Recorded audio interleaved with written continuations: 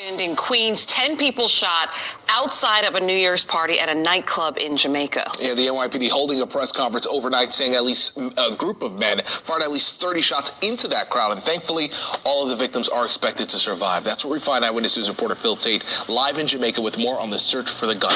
Phil.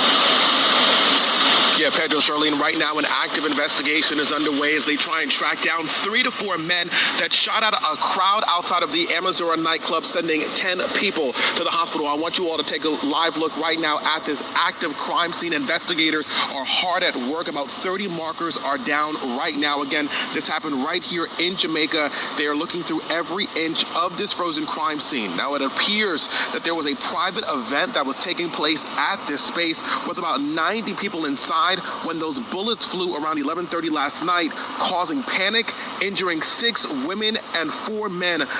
Flying in the Bronx, 6 people were shot. Police calling the attack brazen and heartless, saying 2 gunmen shot into a crowded convenience store. Fox 5's Duarte Geraldino is live at the scene in Williamsbridge with the very latest. And Duarte, what can you tell us about the mom being used as a human shield and her daughter?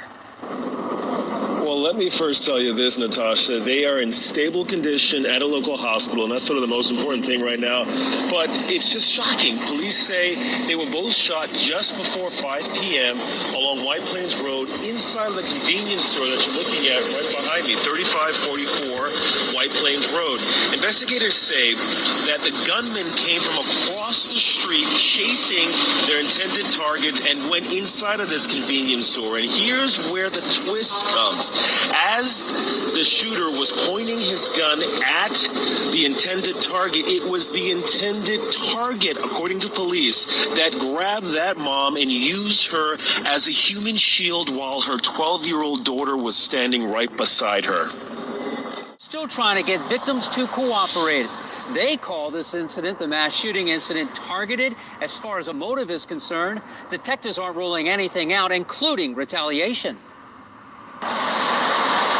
This vehicle may hold key pieces of evidence connected to Tuesday's mass shooting near the intersection of White Oak Avenue and Lochraven Boulevard.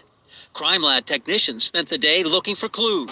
The SUV is the one that flipped onto its side, crashing into a funeral home, then caught fire. As many as 10 people, ages 14 to 27, were inside. There was a vehicle on its side into a building on fire, and they still had to render care with a concern about scene safety. First responders found 9 people outside the SUV. 8 had been shot. One shooting victim died at the scene. His name is 26-year-old Charles Graham Jr. of Baltimore. At this point, nothing has been ruled out.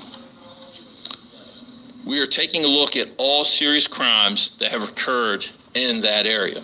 That includes the murder December 10th of 19-year-old Andrew Blessing, who lived on Beaverbank Circle in Towson. Marred the start of this new year. The death toll has now risen to 15 after a terrorist attack in New Orleans. 35 others were injured. Thanks for joining us. I'm Bob Donaldson. Investigators say a military veteran from Texas drove a pickup truck waving an ISIS flag down a crowded Bourbon Street before he was killed by police overnight. Tonight's Sugar Bowl between Notre Dame and Georgia has been postponed. Downtown L.A., where a shopping mall is a big crime scene tonight after at least 2 people were shot near a Target store. NBC4's Darsha Phillips is live at the mall on 7th and Figueroa. Darsha.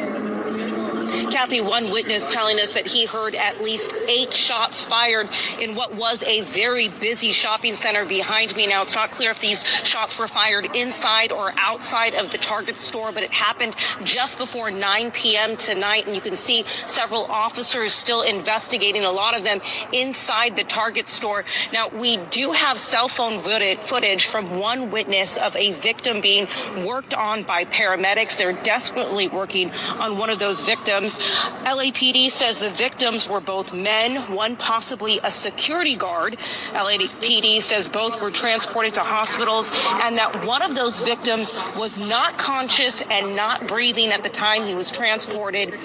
And we are learning from LAPD just moments ago that telling us that those victims are in stable and critical condition.